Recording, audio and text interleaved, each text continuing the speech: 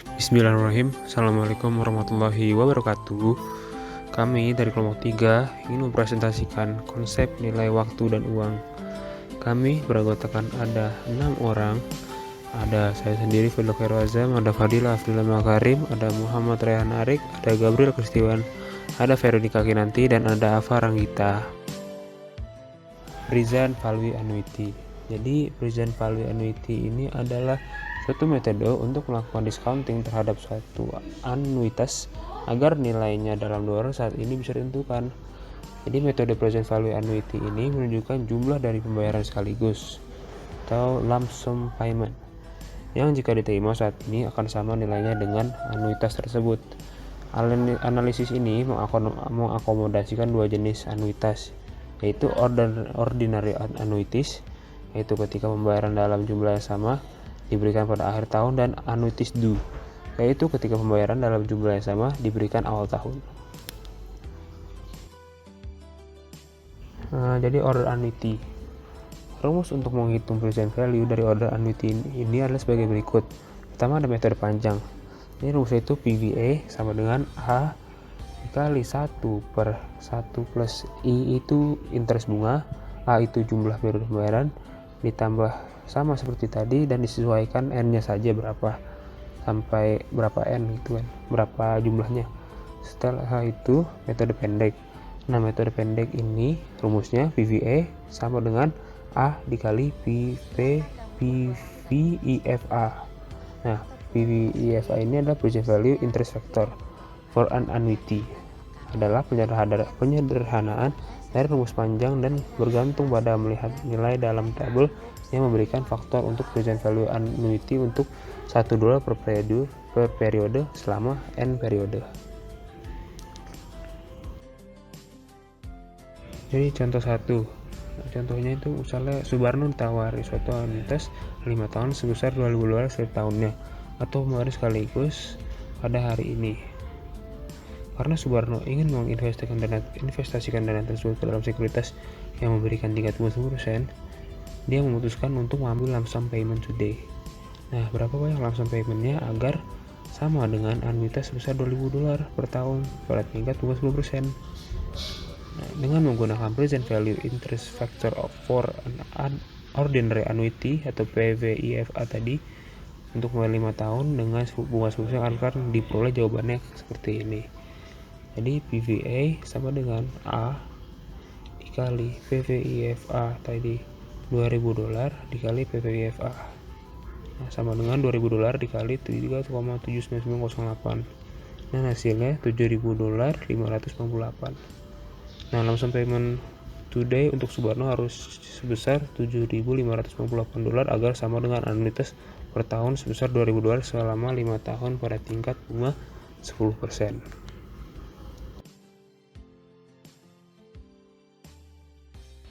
Yang kedua ada annuity due. Rumus untuk menghitung present value dari annuity due harus memperhitungkan 1 tahun compounding atau pemajemukan tambahan karena pembayaran dilakukan di awal tahun. Rumus untuk annuity due ada 2 metode. Yang pertama metode panjang dengan PVA sama dengan jumlah periode pembayaran dikali dengan 1 per 1 plus tingkat bunga ditambah dengan jumlah periode pembayaran dikali 1 per 1 plus tingkat bunga pangkat 2 dan seterusnya sampai dengan jumlah N, lalu dikali dengan 1 plus tingkat bunga. Yang kedua metode pendek dengan menggunakan present value interest factor for an annuity. Contohnya, dengan menggunakan informasi yang sama seperti contoh 1 dan diketahui present value interest factor for an annuity untuk 5 tahun dengan bunga 10%, present value yang dimodifikasi untuk annuity due adalah PVA sama dengan jumlah periode pembayaran dikali dengan present value interest factor for an annuity 10%, 5 tahun dikali dengan 1 plus tingkat bunga. Untuk mengetahui nilai dari 10%, 5 tahun ini dapat kita lihat dari tabel present value interest factor for an annuity, yaitu 3,79908. Sehingga dapat kita operasikan $2.000 dikali dengan 3,79908 dikali 1,10 dengan hasil akhir $8.357,97. Dari penjelasan yang ada, dapat kita lihat perbedaan present value di antara keduanya cukup besar. Dalam contoh di atas, perbedaannya adalah $759,81. Pada umumnya, annuity due lebih disukai dibandingkan ordinary annuity karena diterimanya 1 tahun compounding tambahan. Bagaimana menggunakan dan menerapkannya? Present value annuity digunakan untuk menghitung nilai suatu anuitas dengan menggunakan nilai uang saat ini pada suatu tingkat bunga selama periode waktu tertentu. Present value annuity juga digunakan untuk menentukan pembayaran tahunan yang jumlahnya. Siapa yang menggunakan dan kapan digunakan? Yang pertama, manajer. Perhitungan present value of an annuity memungkinkan dipilihnya proposal atau proyek yang terbaik dengan cara menunjukkan alternatif paling menguntungkan untuk dibiayai. Perhitungannya dapat diterapkan pada situasi yang berkaitan dengan kredit, leasing, investasi, ekuitas atau hutang, capital expansion, pemilihan lini produk, dan sebagainya. Yang kedua, konsumen. Anuitas dari nilainya saat ini penting untuk diperhatikan ketika menganalisis paket pensiun, kebijakan asuransi, dan investasi. Present value memungkinkan penentuan harga yang harus dibayar untuk sebuah investasi, misalnya obligasi yang membayar bunga setiap tahun. Penggunaan discounting juga memperlihatkan tingkat bunga yang dibebankan pada suatu pinjaman. Sulit, belum musimnya, kita dapat mempergunakan dua rambutan dalam kaleng. Kemudian di sini untuk membuat Kemudian ada penentuan tingkat bunga dan tingkat pertumbuhan. Yang pertama itu adalah growth rate atau disebut juga tingkat pertumbuhan, adalah persentase perubahan dalam pendapatan per lembar saham atau biasa disebut earning per share atau EPS. Kemudian ada dividen per lembar saham, penjualan, harga pasar, atau aset total. Ini dibandingkan dengan jumlahnya pada tahun dasar atau base year. Kemudian ada tingkat pertumbuhan juga yang merupakan tingkat pengembalian tahunan majemuk atau compound annual rate yang meningkatkan nilai sebuah sekuritas. Dan tingkat pertumbuhan umumnya menunjukkan apakah sebuah perekonomian dalam keadaan berlimpah ruah atau properti, resesi, atau stabil. Kemudian menghitung growth rate atau tingkat pertumbuhan. Tingkat pertumbuhan tahunan majemuk atau compound annual rate of growth dapat dihitung sebagai berikut. Fn sama dengan P kali F VIF atau I, N dengan Fn nilai berjangka future value pada periode N. P jumlah uang saat ini atau nilai pada tahun dasar atau base period value. Kemudian ada FVIF adalah faktor future value pada suatu tingkat bunga tertentu dan jumlah periode waktu tertentu. Selanjutnya, tingkat suku bunga. Tingkat suku bunga atau interest rate merupakan salah satu variabel ekonomi yang sering dipantau oleh pelaku ekonomi.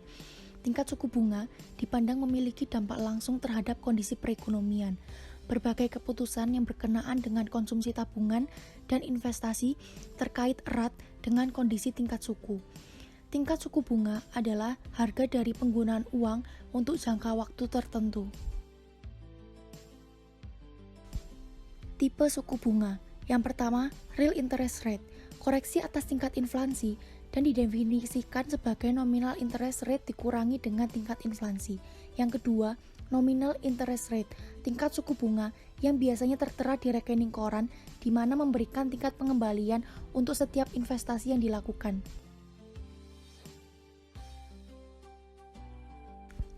Faktor yang mempengaruhi suku bunga. Yang pertama, persaingan. Yang kedua, kebijakan pemerintah. Yang ketiga, harga laba yang diinginkan.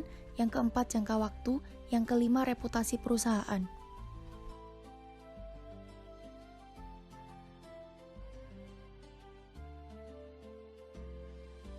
hilangkan dahulu buah rambutan ini, bijinya hilangkan. Konsep nilai uang waktu. Konsep ini banyak digunakan di dunia keuangan. Berdasarkan ini, keputusan dibuat untuk memaksimalkan laba atas investasi. Itu membantu pemegang saham untuk menginvestasikan dana mereka dengan baik. Konsepnya berkontribusi pada aspek ini sampai batas tertentu. Yang pertama, keputusan investasi adalah keputusan untuk melakukan investasi dana untuk tujuan jangka panjang. TVM membantu kami mengidentifikasi laporan arus kas jangka panjang yang akan terjadi pada titik waktu yang berbeda. Jadi, jika investor punya 2 proyek untuk menginvestasikan uangnya, kedua proyek itu bisa dibandingkan dengan teknik ini. Bahkan jika arus kas mereka periode waktu pernyataan tidak cocok satu sama lain, dengan memberikan nilai sekarang dari arus kas masa depan mereka. Yang kedua, keputusan pembiayaan adalah keputusan yang harus diambil untuk mengoptimalkan struktur modal organisasi, mengumpulkan dana untuk ekuitas, hutang, atau dari sumber lain. TVM membantu keputusan ini dengan membandingkan biaya kepada perusahaan melalui penggunaan suku bunga efektif dari setiap sumber keuangan, dan kemudian menyajikan nilai biaya 2 alternatif dibandingkan satu sama lain untuk memutuskan sumber pembiayaan yang tepat. Dan yang ketiga, keputusan operasional. Konsep ini juga digunakan dalam mengevaluasi siklus kreditor dan siklus debitur di mengelola pengumpulan uang tunai dalam aset lancar pengelolaan.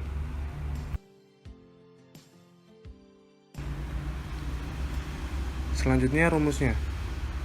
Formula dari TVM sendiri yaitu FV sama dengan PV dikalikan buka kurung 1 ditambah buka kurung I per N tutup kurung 2 kali pangkat dalam kurung N dikalikan T.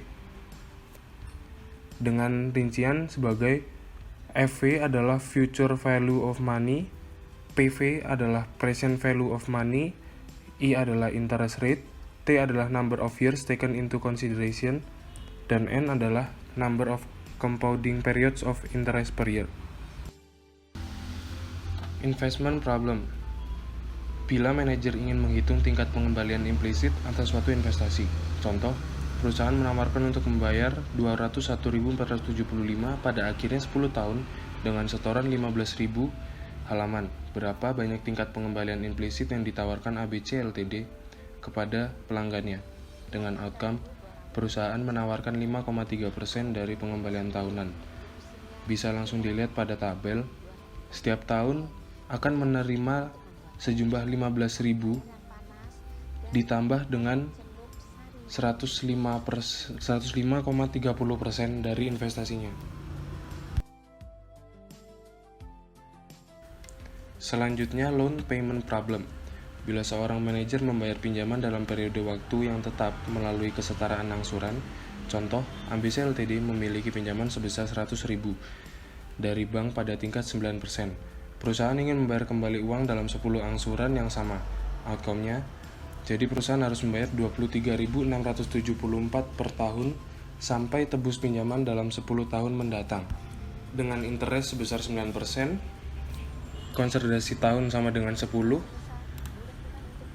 number of compounding periods of interest per year-nya adalah 1, dan future value-nya of money-nya adalah 100.000 plus interest. Bisa dilihat langsung pada tabel. Amount-nya dari tahun pertama ada 100.000 dan tahun selanjutnya sampai 10 tahun ke depan akan bertambah 9% dari tahun sebelum-sebelumnya. Profit problem. Bila manajer ingin menghitung tingkat pertumbuhan gabungan investasi dalam periode waktu tertentu. Contoh, ABC Ltd ingin menghitung pertumbuhan majemuk tingkat atas laba dan perusahaan mendapatkan persenan laba tahunan sebagai mengikuti. Hasilnya adalah perusahaan telah mencapai 10,66% dari tingkat pencapaian PA untuk mencapai target laba yaitu 75 lakhs. Bisa dilihat pada tabel langsung dari tahun 2014 sampai 2018 berapa profit yang didapat dan persenan profit yang didapat.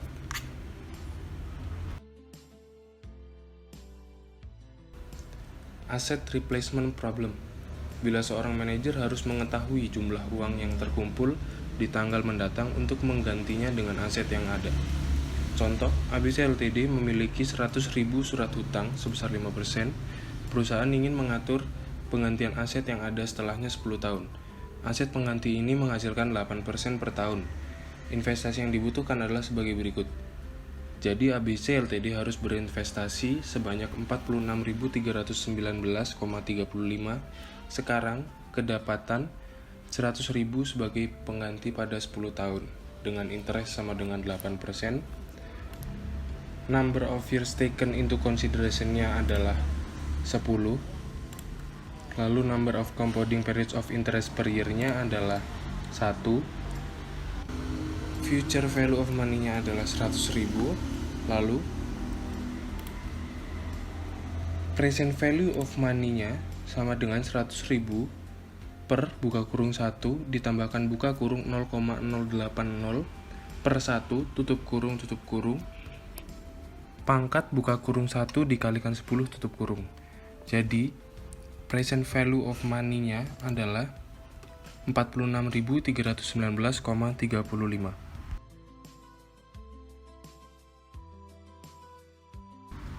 Yang terakhir kesimpulan. Kesimpulannya jadi TVM adalah konsep yang sangat hidup di dunia keuangan. Ini membantu kami untuk menghitung perkiraan masa depan nilai investasi saat ini atau nilai sekarang dari masa depan kembali. Ini membantu kita dalam membuat keputusan tempat berinvestasi dan yang tidak dipertimbangkan. Seperti yang dibahas dalam studi kasus ini, ada berbagai masalah kehidupan nyata yang bisa diselesaikan melalui teknik ini.